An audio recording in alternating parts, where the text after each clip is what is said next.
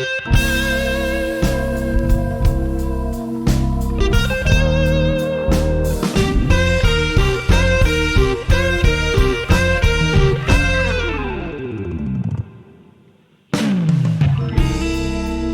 spend my whole life longing. Doing today? Let me go ahead, hit record. How you doing today, sir?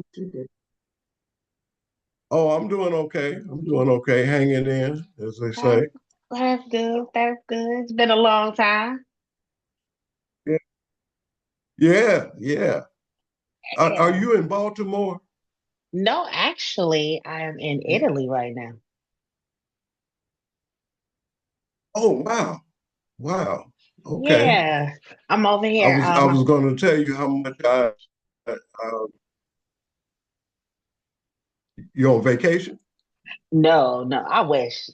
Well, I can't say I wish. So it's kind of half and half. So I have a couple of gigs performing some blues at weddings and stuff like that, and then Oh, making connections with some of the universities and stuff here. So yeah. oh, great, great. Okay. Yeah, I was just Okay. going to say how much I like and respect your governor, Wes Moore. Westmore, yes. He's amazing. He's definitely amazing.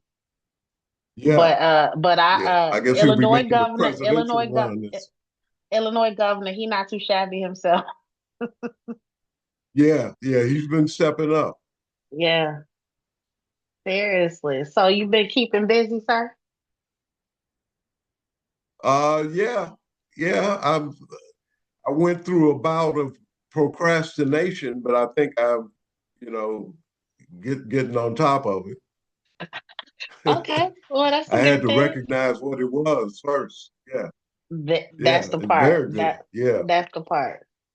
You gotta yeah, recognize it so you can get over it. that's right. Yeah. Mhm. So let's dive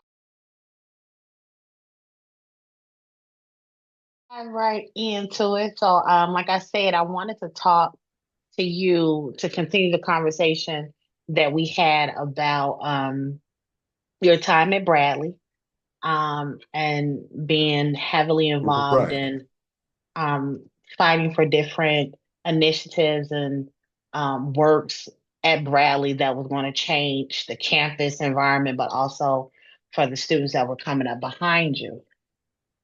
So, fast forwarding to 2025, when we see a lot of those initiatives that you fought for and your colleagues fought for to get certain programs put into the different institutions and certain buildings opened for students. How do you feel about that all being taken away now? Well, it's depressing, quite frankly. Um, to look several decades later and you're in a worse place than where you started. And unfortunately, many of our younger people do not have the historical, they don't really know what went before them Right. in most cases. Hmm. Um, I found it kind of ironic that in the 1960s, for me, it was about 1968 or so, the white universities, uh, whereas many of our children have gone to black universities, Hmm. and I find that kind of ironic, Okay. but I think it's great. Okay. Now, okay, so with you fighting at the PWIs, the predominantly white institutions, and but most of your children going to HBCUs, um, do you feel the need for them to wanting to connect with the culture, with the things that feel comfortable for them? and not wanting to have to fight the same fight that you were doing back in the day? Do you feel that is part of it? Well, I think it should be their choice. They should have options, just like everybody else does. Hmm. And if they want to go to an HBCU, I think that's great. If they want to go to a predominantly uh, white university, I think that's great too. Hmm. I think if parents have properly prepared their children, they Yeah. should be able to Yes. go anywhere and do well. Yeah. Definitely. I completely agree with that because it is the duty and responsibility of the parent to prepare them for the future and what they may encounter anywhere. So I completely agree with that.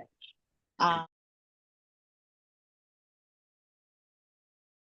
Exactly. knowing the fight that you yourself encountered at Bradley, and then on the professional side as a journalist and then also a practitioner of law, do you kind of see the predicament that some of the administrators at the universities are trying to balance and fight? Can you understand and relate with that, or do you feel that it's kind of like a black and white issue? There's no grayish areas.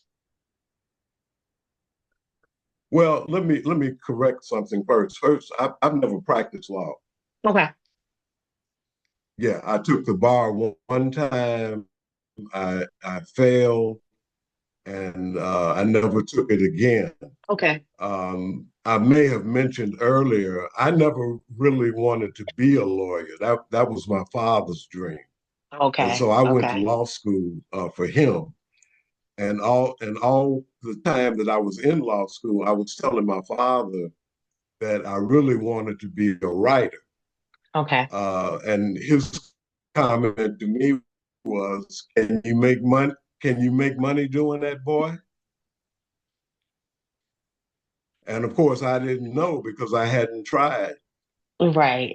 But I went to law school for my father. Now, I'm glad that I went Okay. because it's helped me as a journalist to know the illegals. I've forgotten the rest of the question. No, I was asking from Question, the, and if you could repeat it, that would help me. yeah, of course. So I was asking from your understanding of the law.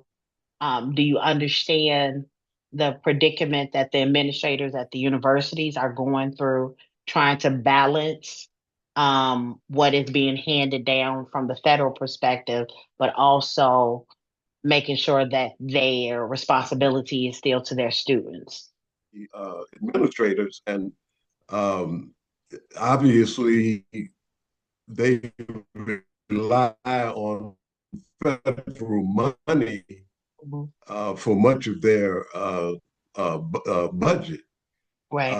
And so this is they're in a position where they have to fight the government to get their money and fight the government to administer uh, that in a way that will benefit the whole student body, not just segments of it. Hmm. Correct. Correct. Correct. And I So think yeah, that, I think it's a bad. Go ahead. no, go ahead. Go ahead. Go ahead.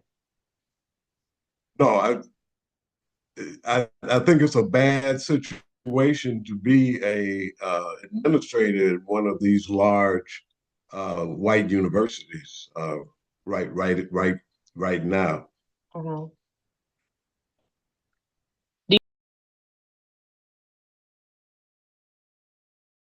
Do you see any similarities from your time period at Bradley to where things are now? Do you see um, some connections that you see a little bit more clear from the legal aspect, but then also still the standpoint of where the students are who are fighting against these injustices as well? who believe they themselves have they're standing up for their rights and all of that for other students. Well, I think it's a little different from the fight that we went through in the 60s, because you're dealing with different issues.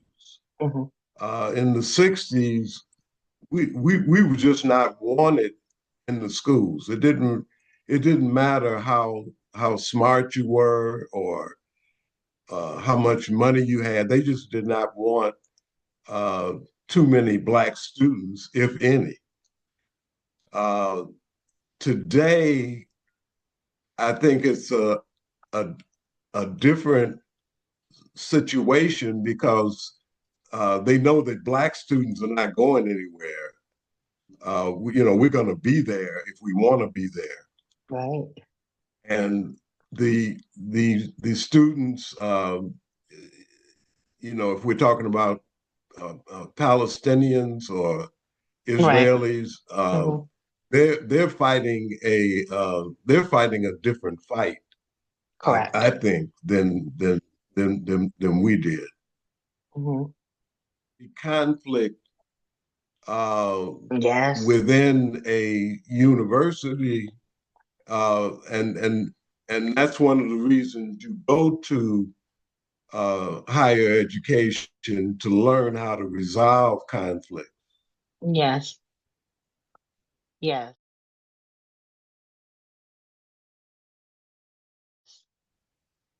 When you were teaching your journalist courses, um, did any of these issues come up where you were instructing your students? I think the last time or even the first time that we had talked about it, you had mentioned in one of your classes where some of the students, you were welcoming basically the debate, like, but you want to make them to understand how to rightfully put their argument out there and talk about the issues in a proper manner. So when you were teaching some of your journalist courses and even going for students, whether they were going into journalism or what wanting to just be writers, period, is this some concept that you covered and some tips and techniques that you gave to them in the courses as they prepared their arguments that will stand kind of in a court Well, of law, I guess.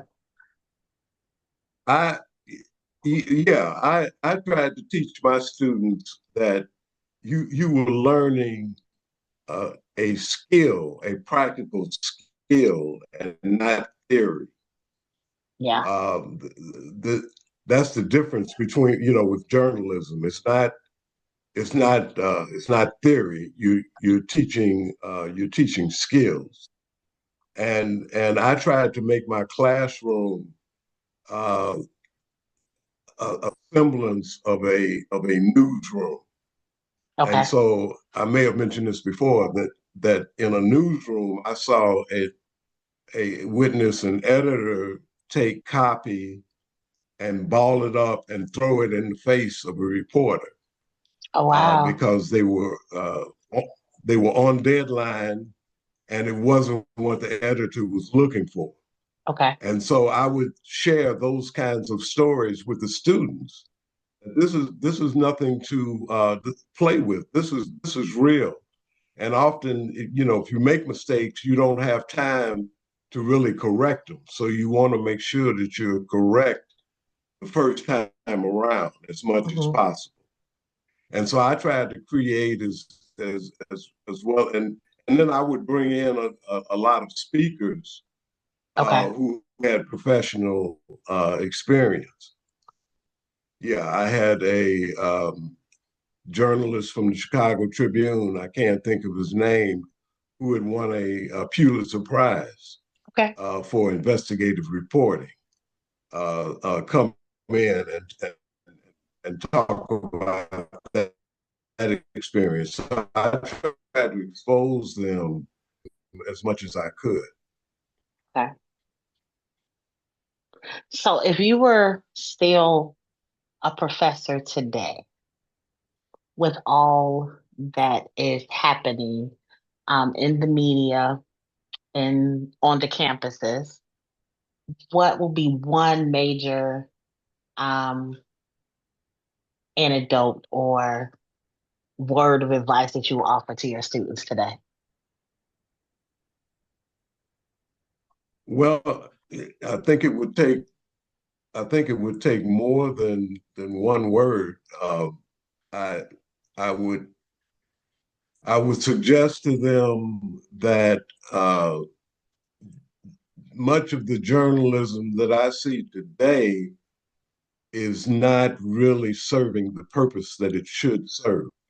Mhm. In that many journalists they keep asking the same questions over and over, and it's clear that they're just trying to fill airtime Okay. because it's the same questions, and to the same questions you get the same The answers. same answer. Whether they're right or wrong, you get the same answers. And so, as a trained journalist, I get very frustrated with some of the interviews, that I hear concerning the current political situation, and then I remember something from a long time ago that the media always leaves something out so Okay. that you have to tune in again. They Hmm. don't ever tell you, very rarely do they tell you the whole story Okay. because they want you to keep signing up. And of course, that's how they get paid through their sponsors. Right. And so I'm always listening for, I know how to listen. So I'm always listening for the next question that would really close out the interview. Hmm. And you rarely get that. And so that's when, I started thinking about, well, this is, in many ways just the corporate media. It's not the real, it's not the real thing that's serving the people the way that it should be served. Yeah. And with that understanding, knowing that it's more of a corporate machine, how could any individual or student who would actually want to pursue the world of journalism and be an investigative researcher and tell the story exactly like it is, how could they now in this the space that we're in, how could they even do it? How could they pursue something like that? How would you advise something if you were to mentor someone who was truly wanting to be dedicated to the truth? Prepare to be fired.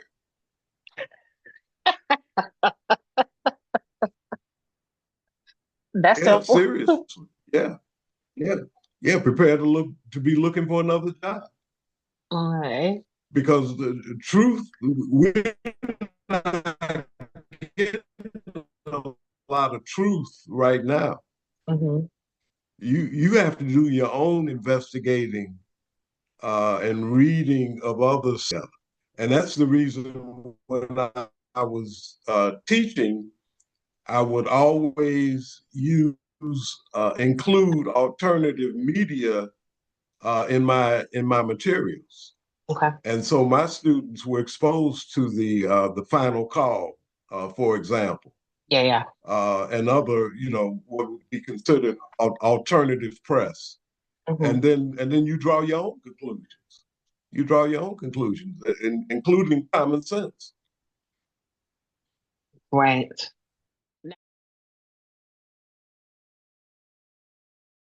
No, that's very accurate because I know one word that continually is coming up in certain circles is anti-intellectualism.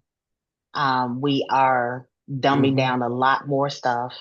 People are believing the first thing that they hit on Google, and it's the way that they are phrasing and Yeah. framing the stuff. it is very convincing on so many different levels.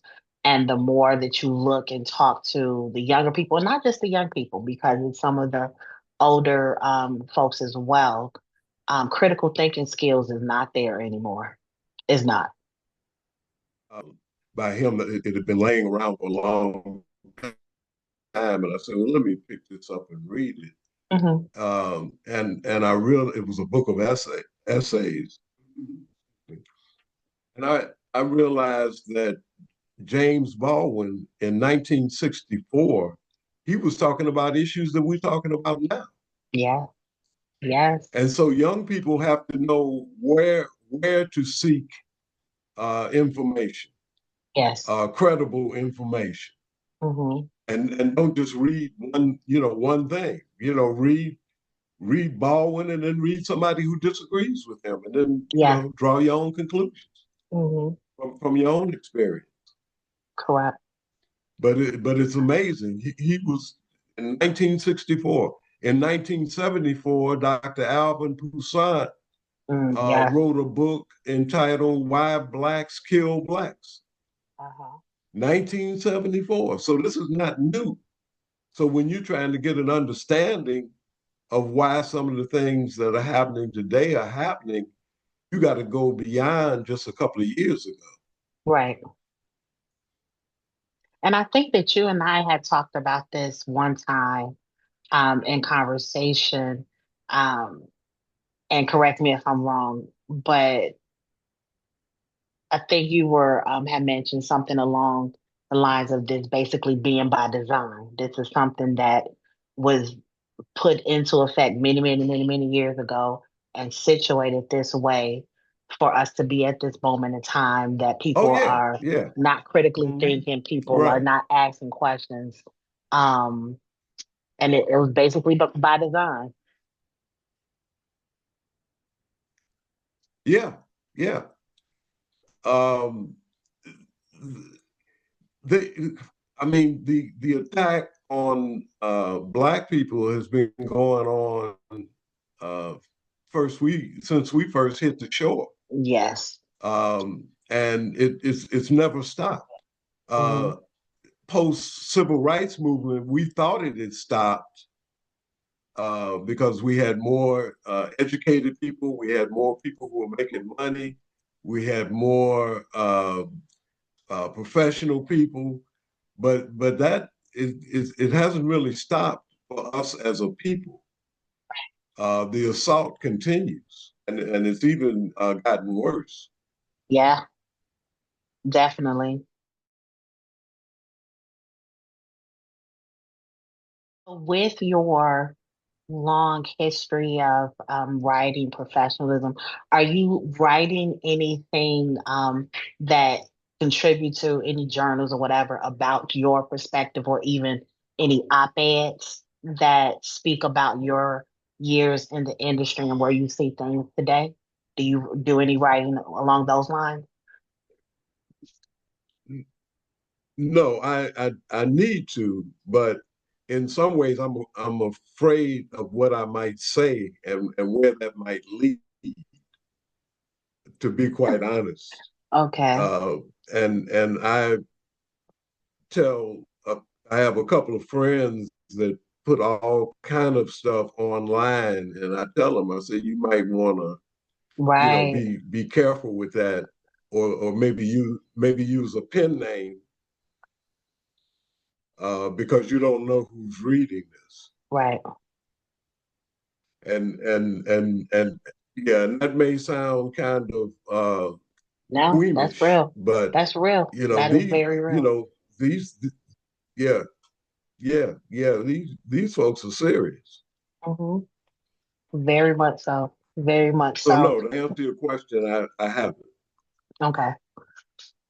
Um,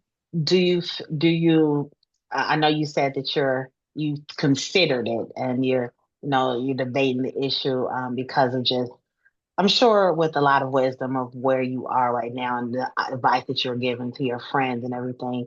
But do you ever have that burning desire, like, I gotta say something because this is ridiculous? Yeah, I've written some things just internally, Okay. but I have not released them. I may show them to a person here and there, Okay. or family, but other than that, I'm just kind of trying to see how all this is going to play out. Okay. Okay. Do you do any guest speakings or um come back and to the colleges or anything and do any guest lecturing today?